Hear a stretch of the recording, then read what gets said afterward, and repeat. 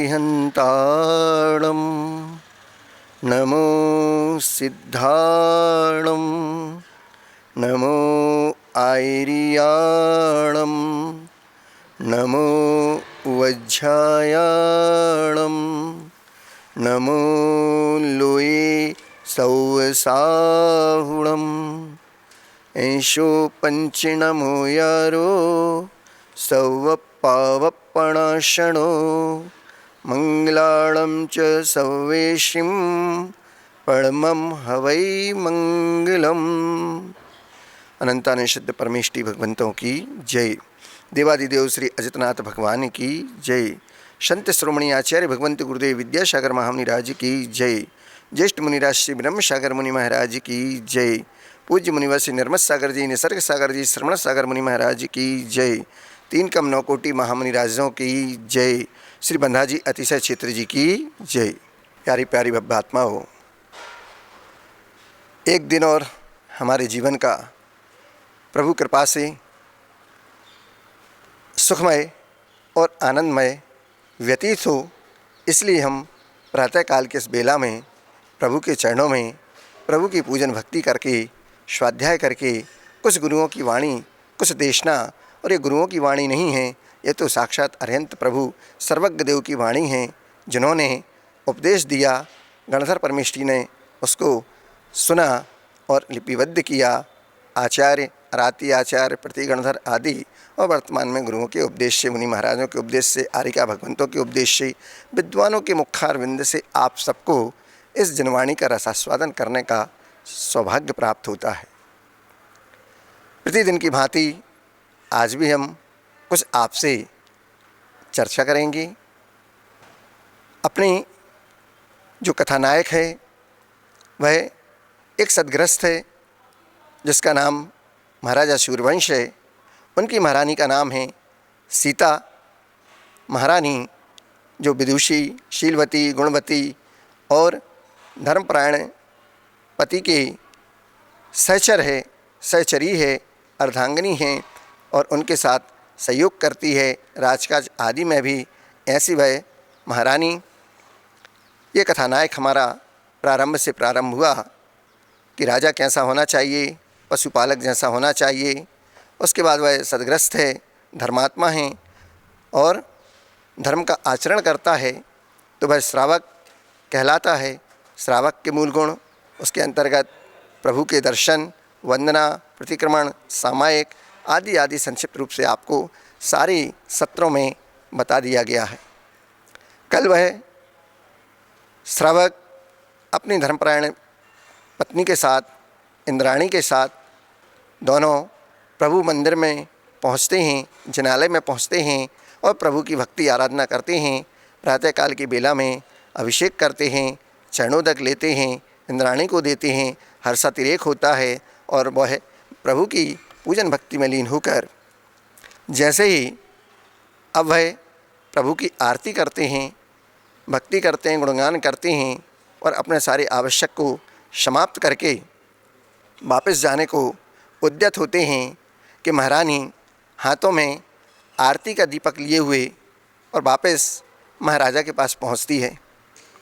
वो महारानी सीता जो साक्षात देवी का रूप थी, वह महाराजा के पास पहुंचती है। महाराजा सूर्यवंश अपनी अर्धांगिनी को देखकर प्रसन्न होते हैं कि मेरा बड़ा सौभाग्य है कि मुझे सीता जैसी पत्नी, जो मेरे साथ सहयोग करने वाली, प्राप्त हुई है। ये मेरे बहुत पूर्व के पुण्य कर्म का उदय है और होता भी है कि जो हमारे लिए पग पग पर सहयोग दे और कभी भी हमारे लिए अपने सत्मार्ग से विचलित न होने दे, वही तो धर्मपरायण धर्मपत्नी हुआ करती है, पति की प्रिय हुआ करती है और पतिव्रता नारी ही सद्मार्ग पर अपने पति को लगाती है। ऐसा दोनों का पुण्य होता है, तब जाके वह गठबंधन सदग्रस्त की गृहस्थी सफल हुआ करती है। सीता महारानी वहाँ पर महाराजा के पास पहुँचती हैं तो महाराजा हाथों में दीपक लिए जब महारानी को देखते हैं तो महारानी की मुख मुद्रा को देखते ही महाराज कहीं पर खो जाते हैं। कहाँ खो जाते हैं तो उनके मन में पूर्व की स्मृति आ जाती है कि जब उनका विवाह हुआ था और महारानी को लेकर वह वर वधू के रूप में जब वापस घर पर आए थे, वधू को लेकर, महारानी सीता को लेकर, तो उस समय उनकी माता ने उस वधू की आरती उतारी थी। आरती क्या उतारी, उसका स्वागत किया और गृह प्रवेश कराया था।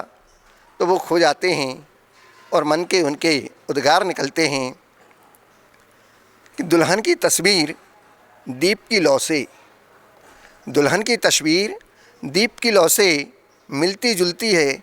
जैसे मंदिर में दीप रखा जाता है, वैसे ही घर में दुल्हन आती है, मंदिर सजा हो तो दीप से रौनक दुगनी हो जाती है। ठीक उसी प्रकार से घर में दुल्हन के आते ही घर में रौनक दुगनी हो जाती है। उन्होंने महारानी को दीपक लिए देखा तो पुरानी स्मृति में खो गए कि जिस समय लेके आए थे उस समय माँ ने आरती उतार कर उसका स्वागत सत्कार किया था। तब से लेके आज तक मेरे घर में, मेरे महल में, मेरे राज्य में चारों ओर खुशहाली खुशहाली है। और राजा सूर्यवंश यह सोचकर हर्ष से फूले नहीं समाते हैं कि चारों ओर आज वह मथुरा नगरी जैसे स्वर्गपुरी हो गई हो। उसकी सुंदरता क्या कहें, संपन्नता, उसकी तुलना स्वर्ग से भी बढ़कर की गई, क्योंकि ऐसी नगरी में जहाँ पर चारों ओर सुभिक्षु सुभिक्षु, स्वर्ग से भी बढ़कर और कहीं नहीं हो सकती है। नगर की सुंदरता उसका वर्णन करते बनता ही नहीं है, क्योंकि मन जहाँ भी जाता है वहीं मन रम जाता है। सुंदर घाटी, पहाड़ों से घिरे हुए छोटे छोटे नगर, झील, झरने और बीच में बनी हुई बावड़ियाँ, कुएँ आदि, नदी, तालाब जिनमें अमृत के समान जल भरा हुआ है, जिसको आप कहते हैं जल ही जीवन है। आज जल की कीमत हम नहीं समझ पाते हैं। कितना नहाने में पानी व्यर्थ चला जाता है और पानी क्या आज मूल बिकने लगा है। पहले धर्मशालाएं और साथ में निःशुल्क प्याऊ जिसको आप कहते हैं, ये दया धर्म का कार्य हुआ करता था। प्यासे को पानी मिला करता था, राहगीर को छाया मिल जाया करती थी। आज हर चीज़ पैसे पर बिकने लगी है। खून तो सस्ता हो गया है, लेकिन पानी महंगा हो गया है। पहले जहाँ पानी को पिलाने में दया धर्म समझा जाता था, वहाँ पर आज निःशुल्क प्याऊ का बोर्ड देखने को आँखें तरस जाती हैं। आज बिसलरी की बाटल तो सबके हाथ में मिल जाती है, लेकिन किसी गरीब को 2 घूंट पानी पीने के लिए भी कितना लंबा रास्ता तय करना पड़ता है, ये वही जानता है। वहाँ पर पग पग पर ऐसी प्याऊ, कुएँ, बावड़ियाँ थीं ताकि लोग अपने गले को तर कर सकें, प्यास बुझा सकें, अपनी तृषा को शांत कर सकें। जिसमें अमृत के समान वो जल था। मणियों की तो वहाँ पर सीढ़ियाँ बनी हुई थीं कि आप उतरकर नीचे जाकर उसका जल पा सकते हैं। सुंदर बाजार भी थे वहाँ पर। पशु पक्षी तो ऐसा कलरव करते थे, क्योंकि मकरंद के रस के तो मधुर मतवाले होते ही हैं। भौरे सुंदर गुंजार करते ही हैं, रंग बिरंगे पुष्प खिलते हैं और वहाँ पर बहुत से पक्षी मधुर शब्द करते हुए, पक्षियों का कलरव नाद भी हो रहा था। कई प्रकार के उन तालाबों में कमल खिले हुए थे। उन तालाबों में सब ऋतुओं को सुख देने वाला शीतल शीतल मंद सुगंध पवन भी बह रहा था। वहाँ पर पुष्प वाटिकाएँ भी सुंदर, अति सुंदर थीं। वहाँ पर बाग और वन जिनमें बहुत से पक्षियों का निवास था। फूलते फलते और सुंदर फलों से लदे हुए नगर को चारों ओर से सुशोभित करते हुए छायादार वृक्ष थे। आम्र के वन थे, नीम के वन थे और अमरूद के फल थे। हर प्रकार से वहाँ पर जहाँ देखो हरियाली ही हरियाली छाई रहती थी। सुंदर सुंदर बाजार थे, मणियों से बने हुए। वहाँ पर चित्र विचित्र छज्जे बने हुए थे, मानो कुशल कारीगरों ने, शिल्पी ने ही उन्हें आज ही बनाया हो। ऐसा नहीं लगता था कि बरसों के बने हुए हैं। मनमोहक वह बाजार, दुकानें, जहाँ देखो वहीं पर मन रम जाता था। इतना मनमोहक वह नगर था। ऐसा राज्य जहाँ चारों ओर केवल सुभिक्ष प्रेम वात्सल्य का वातावरण था। व्यापारी भी ऐसा नहीं था कि कोई छोटी दुकान लगाता हो। सारे व्यापारी वहाँ कुबेर के समान थे। श्रेष्ठ धनी व्यापारी सब प्रकार के अनेक वस्तुएं लेकर अपनी अपनी दुकानों पर बैठे हुए थे। सुंदर सुंदर चौराहे थे, सुहावनी गलियाँ, सदा सुगंधी से सिंचित रहा करती थीं, जैसे अभी अभी किसी ने गुलाब जल से सींच दिया हो। आपके यहाँ नालियाँ बंद पड़ी हुई हैं, उसके ऊपर मकान दुकान बन गए हैं, अतिक्रमण होता है, जहाँ देखो वहीं आपको दुर्गंध आती है, आप वहाँ से निकलना दूभर हो जाता है।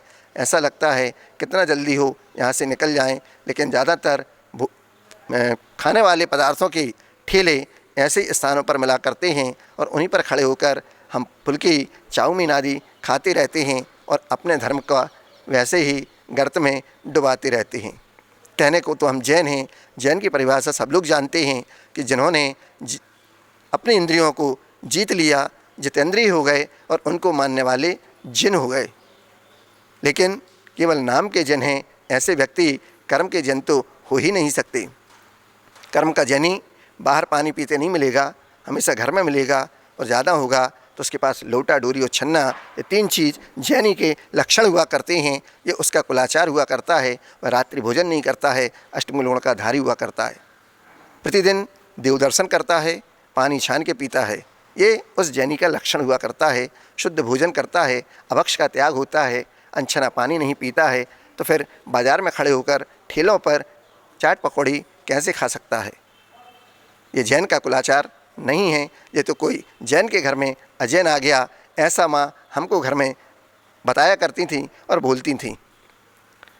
वहाँ पर व्यापारी लोगों की दुकान सुंदर सजी हुई रहती थी, किसी का मन नहीं भी होता था वस्तु लेने का, लेकिन देखकर ऐसा भाव होता था कि उस वस्तु को जो आवश्यक है लेके चलें। वहाँ आपके घर बहुत ही मंगलमय बने हुए थे और उन पर बहुत ही सुंदर चित्रकारी की गई थी, जिन्हें मानो कामदेव रूपी चित्रकार ने ही अंकित किया था। नगर के सभी स्त्री पुरुष पवित्र, साधु, स्वभाव वाले, सज्जन, धर्मात्मा और ज्ञानी गुणवान वहाँ पर रहा करते थे। एक दूसरे का सहयोग, एक दूसरे की सेवा शुश्रूषा आदि सत्कार कार्य किया करते थे। वहाँ पर महाराज के महल की शोभा का भी ऐश्वर्य गुणगान कैसे करें, क्योंकि जहाँ महाराजा का अत्यंत अनुपम सुंदर निवास स्थान था, जो महल था, वहाँ के ऐश्वर्य को तो देखकर देवता भी चकित हो स्तंभित हो जाया करते थे, तो साधारण मनुष्यों की तो बात ही क्या है। महल के परकोटे वहाँ पर चित्त चकित हो जाता है।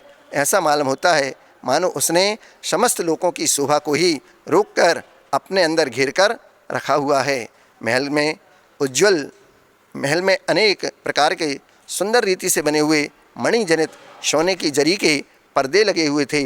वहाँ के स्तंभ, पिलर जिसको आप कहते हैं, बहुत ही सुंदर नक्काशी उस पर बनी हुई थी। और महारानी के रहने के सुंदर महल शोभा, उसका तो वर्णन करना ही अति दुष्कर कार्य है, वो कहा नहीं जा सकता। ऐसे राजमहल के सब दरवाजे, फाटक आदि सब सुंदर, जिनमें वज्र के मजबूत हीरों से चमकते हुए दरवाजे में लगे हुए थे। वहाँ अपने अधीन जो महत हैं, जो कर्मचारी हैं, दास दासियाँ हैं, ऐसे नट भांड आदों की भीड़ लगी रहती थी। घोड़े हाथियों के लिए तो बहुत बड़ी बड़ी घुड़शाला थी और वहाँ पर हाथियों के रहने के लिए गजशाला बनी हुई थी, जो सब समय पर घोड़े हाथियों और रथों से भरी हुई रहा करती थी। बहुत से सूरवीर, मंत्री, सेनापति, उन सब के घर भी राजमहल के जैसे ही थे, क्योंकि यथा राजा तथा प्रजा हुआ करती है। जब राजा इतने सुंदर महलों में रहा करता है, तो अपने अधीनस्थ जो उसको सहयोग करने वाले हैं, दास दासियां हैं, उन सबको कैसे दुखी रहने देता, उनको भी वह अपने समान बना देता है।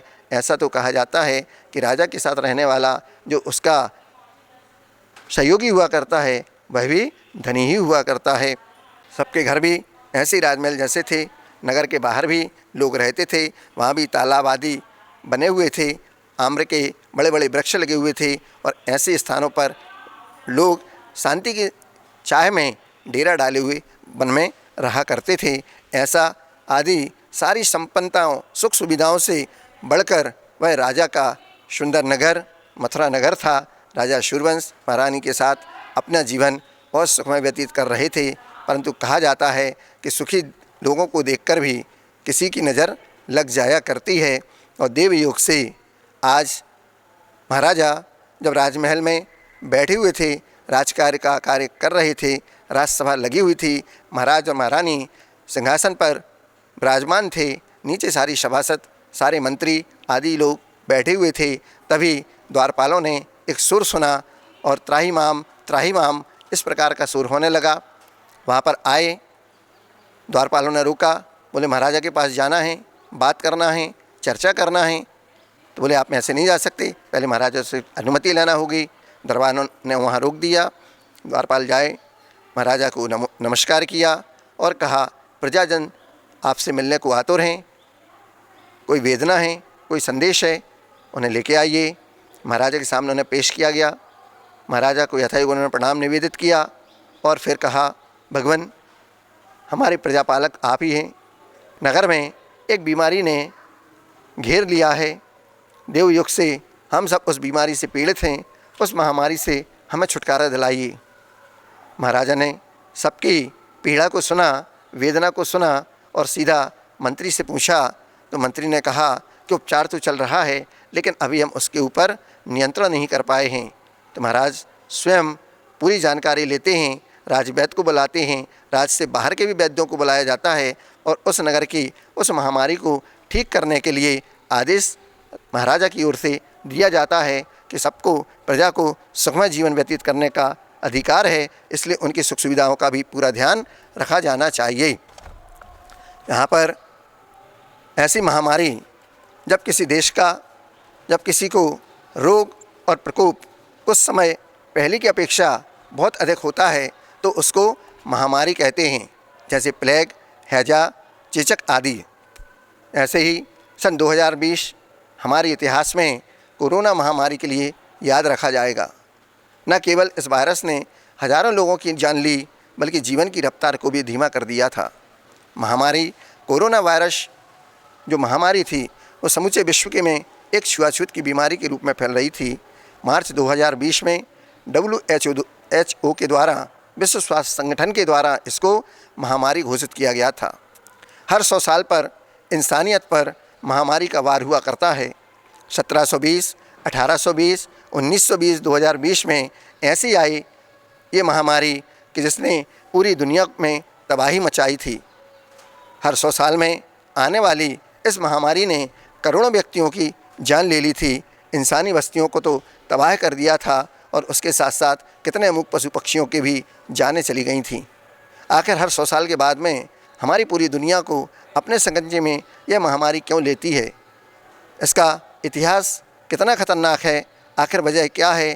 तो एक ही वजह आती है कि प्रकृति से हम छेड़छाड़ करते हैं और मूक पशुओं का जो वध आदि किया जाता है उनकी वह आह भी लगती है और कुछ हमारी इस मानव की खोपड़ी अपने देश का विस्तार करने के लिए, दूसरे को भी अपने अधीन करने के लिए ये सारी जो कुचक्र है, विद्रोह है, इन सब के कारण यही हुआ करता है कि सामने का युद्ध न होकर इस प्रकार का युद्ध, वायरस का युद्ध किया जाए जिससे सारी दुनिया तबाह हो और हम एक छत्र राज्य कर सकें। ऐसे इंसान की यह भूख कभी नहीं मिटने वाली है। इंसान तो मिट जाएगा, भूख तो यथावत बनी रहेगी। किसी ने कहा, अरे इंसान तेरी पहचान क्या है? मिट्टी का है तू और 2 मुट्ठी राख तेरी पहचान है, इससे ज़्यादा और तेरी कोई पहचान नहीं है। जब तक इस शरीर में जान है तब तक सारी दुनिया में उड़ने का, एक छत्र राज करने का तो ख्वाब देख ले, पर वो ख्वाब कभी पूरा नहीं होता। क्योंकि सिकंदर भी जब आया था तो हाली सवाली थे। सिकंदर जब आया था तो उसके साथ हाली सवाली थे और गया जब दुनिया से तो दोनों हाथ खाली थे। इस प्रकार से इस काली खोपड़ी वाला कब इसका दिमाग फिर जाए, कब ये परमाणु, कब ये हिंसा आदि पर उतारू हो जाए, कुछ नहीं कहा जा सकता। इसलिए इनसे हम बच के रहें और अपने कार्य को धर्ममय करते रहें। इतना वायरस यह खतरनाक 1720 सन में पूरी दुनिया में फैला था और the great plague of Marseille, इसमें लगभग 1 लाख लोगों की हत्या हुई थी, मौतें हो गई थीं। 1820 में एशियाई देशों में हैजा फैला हुआ था, उसमें भी लगभग 1 लाख मौतें हुई थीं। 1918 से 1920 में दुनिया ने स्पेनिश फ्लू का कहर भी झेला था, यहाँ पर लगभग 5 करोड़ लोगों की मौतें हुई थीं। अब फिर 100 साल बाद यह महामारी कोरोना के रूप में आई, जिसने पूरी दुनिया में तबाही मचाई, पूरी दुनिया में लॉकडाउन को लगाया। 2020 में मानव इतिहास में चेचक जैसी कई बीमारियां थीं, उससे घास तक यह इतिहास की सबसे बड़ी बीमारी प्लेग थी। ब्लैक डेथ जिसका नाम था, इसका दूसरा नाम प्लेग भी था, और 14वीं शताब्दी में अनुमानित 75 से 200 मिलियन लोगों की जान वहाँ पर चली गई थी। 1918 में इन्फ्लुएंजा जो महामारी आई थी उसे स्पेनिश फ्लू भी कहते हैं। इसके बाद महामारियों में HIV आई, एड्स आया, और महामारी 2009 में N1 महामारी और COK ID-19 ये कोई कोड वर्ड है, उसमें यह महामारी शामिल हुई थी। ये सभी बीमारियां मनुष्यों के बीच में ही फैलती हैं, हालांकि उनका प्रभाव अब बहुत कम हो चुका है। अब लोग जानते हैं, पहले के लोग इन सब बीमारियों के बारे में नहीं जानते थे, तो लाखों की मौत हो जाया करती थी। कोरोना की त्रासदी हम सब ने देखी है, हम सब ने झेली भी है। कोरोना में अपनों को खोने का दुख भी, दर्द लोगों ने झेला है। कितने परिवार अनाथ हो गए, कितने पिताओं, कितने बेटों की, कितनी माताओं की गोद खाली हो गई, सूनी हो गई, बच्चे अनाथ हो गए, और कई माताओं की, बहनों के, बेटियों के सिंदूर का जाना इस दुनिया से हो गया। इस सब को देखने के बाद हृदय द्रवित होता है, परंतु क्या कहें, कर्म का अपना अपना सबका कर्म होता है, और उसको भी अपने फल के अनुसार ही हर जीव को उसका कर्मफल भोगना पड़ता है। मौत का समय भी बदल गया, न तुलसी, न गंगा जल का, न किसी को कंधे का सहारा, न कोई विश्राम, न राम राम, बस सीधा पैक किया और शमशान। ऐसा इस कोरोना महामारी का देवयुग से इस बार यह महामारी भी नगर में, मथुरा नगर में पहुंची, और राजा सूर्यवंश और महारानी सीता जहां पर आनंदमय जीवन अपना व्यतीत कर रहे थे, अब प्रजा का दुख देखकर उनके लिए भी अपने इस प्रजा को सुखमय करने का भाव जागा, और उन्होंने राजकाज से निकलकर प्रजा की भलाई के लिए, इस महामारी को रोकने के लिए अपना सर्वस्व निछावर करते हुए प्रजा के सुख के लिए कार्य करने लगे। क्योंकि दुख जो आता है वो आपको जगाने के लिए आता है, ऐसा कहा जाता है। ये भगवान दुख देते हैं, भगवान दुख नहीं देते हैं। आपके किए हुए कर्म ही आपके आगे फल देते हैं। भगवान कभी किसी को न दुखी करते हैं, न सुख देते हैं। केवल आपके द्वारा किया हुआ आपका कर्म फल के रूप में ही हमें सुख और दुख के रूप में प्राप्त हुआ करता है। हम केवल भगवान का निमित्त लेते हैं, भगवान की भक्ति करते हैं, पूजन करते हैं, पाठ करते हैं, माला जाप करते हैं, गुणगान करते हैं, ताकि उनके माध्यम से हमारे किए हुए जो अपराध हैं, जो पाप हैं, वो कम हो जाते हैं, क्षय को प्राप्त हो जाते हैं, विशुद्ध परिणाम हो जाते हैं, तो हम पाप से मुक्त हो जाते हैं। दुखी होकर हम भगवान को याद करेंगे, तभी तो हम करमुक्त होंगे। संसार दुख का कारण है और धर्म का, सुख का मार्ग कहा है। संसार दुख का कारण है और धर्म सुख का मार्ग है। अतः हमें धर्म के मार्ग को ही स्वीकार करना चाहिए, उस धर्म मार्ग पर चलना चाहिए, पापों से बचना चाहिए और दुख से छूटना चाहिए। स्थायी सुख का मार्ग तो अज्ञानतापूर्वक कार्य करने के कारण उत्पन्न होने वाली कठिनाइयों से हमें बचाता है, और हमारे समस्त प्रकार के दुखों को ईर्ष्या, क्रोध, मान, माया, लोभ, काम, मान, मद, क्षुधा आदि जो 18 दोष हैं, जिनसे भगवान दूर हो गए हैं, 18 दोष विवर्ज्य, ये भगवान के 18 दोषों से जो रहित हैं, हिंसा से रहित हैं। हिंसा रहिए धम्मे 18 दोष वज्ये देवे, निगंते पवेणे सम्मतम होई सद्धरणम। जो 18 दोषों से रहित हैं, हिंसा से रहित हैं, हिंसा से रहित जो धर्म हैं और निर्गंत गुरु हैं, इन सब के बीच में सच्चे देवशास्त्र रूप में आपको अपना धर्म ध्यान करना है, ऐसा भगवंतों का उपदेश है। जो हिंसा से रहित धर्म हुआ करता है, 18 दोषों से रहित हमारे जिनेंद्र प्रभु हुआ करते हैं। जो निर्ग्रंथ गुरु हैं सच्चे, उन गुरुओं में हमें अपनी श्रद्धा भक्ति और भगवान की वाणी अर्थात जनवाणी में हमें अपना सर्वस्व न्यछावर करते हुए उनकी सेवा, वैयावृत्ति, भक्ति खूब करें, तब जाके आपका सम्यक दर्शन सुरक्षित रह पाएगा। इसी को नाम सम्यक दर्शन है और इसको पालन करने वाला सम्यक दृष्टि कहलाता है। उसकी अगर आप इच्छा की पूर्ति नहीं होगी तो निर्धनता होगी, रोग का होगा, इत्यादि जो दुख के कारण हैं वो आमतौर से पाप को नापसंद किया जाता है और लोग समझते हैं कि पाप के फलस्वरूप हमारी ईश्वरीय कोप के कारण ही दुख आता है, परंतु यह बात पूर्ण रूप से सत्य नहीं है। दुखों का एक कारण पाप भी है, यह तो ठीक है, परंतु यह ठीक नहीं कि समस्त दुखों का जनक पाप ही है। समझो कि दुख पाप के कारण नहीं, बहुत बार ऐसा होता है कि मनुष्य दुखी होता है अपने प्रारब्ध के कारण। वह प्रारब्ध क्या, वे सभी कर्म आ जाते हैं उस प्रारब्ध में जिससे पूर्व जन्म में हमने किसी को दुख दिया होगा, उसको दुखी किया होगा, तब जाकर उस कर्म फल का हमको जो बंध बंधा, आज वर्तमान में आकर उस कर्म का हमको फल हम दुखी हो रहे हैं इस रूप में मिला। यह भी हमारा पूर्व का प्रारब्ध कहलाता है। दूसरा होता है क्रियमाण। ये वो कारण हैं कि जिनका फल प्राय एक साथ साथ मिल जाता है मनुष्य को इसी जन्म में या फिर उसके बाद अगले जन्म में भोगना पड़ता है। तीसरा और महत्वपूर्ण कारण ये हुआ करता है कि जब ईश्वर जब किसी को किसी प्राणी पर दया करके उसे अपनी ओर अपनी शरण में लेना चाहता है, कल्याण के पथ पर ले जाना होता है, तो वो भवबंधन से कुवृत्तियों से उसको छुड़ाना होता है, तो ऐसे वह उस व्यक्ति के लिए दुखदायी अवसर उत्पन्न कर देते हैं कि जिनकी ठोकर खाकर मनुष्य अपनी भूल को समझ जाता है और भगवान का सच्चा भक्त बनकर वह एक दिन भगवान बन जाता है।